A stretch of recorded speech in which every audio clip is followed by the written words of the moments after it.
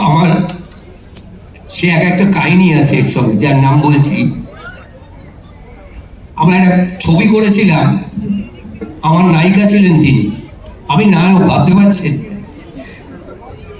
রাত 4টে উঠে আমরা মেকআপ করতাম।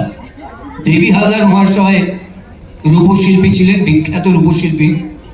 দেবীদা মেকআপ করতেন আমাকে আর তাকে, আমাদের দুজনকে কালো করতে হতো, পুরো গায়ের রং কালো হয়ে যেত।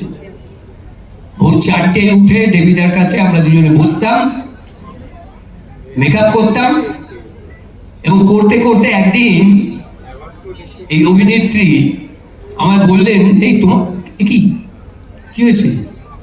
বলো, গায়ে কি সব র্যাশ বেরিয়ে গেছে। ওই কালো রংগুলো করতে করতে পুরুলিয়ার ঠাঠা রোদ্দুরের মধ্যে আমরা শুটিং করতাম।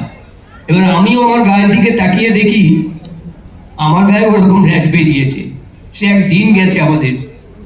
আমার খুব প্রিয় মানুষ।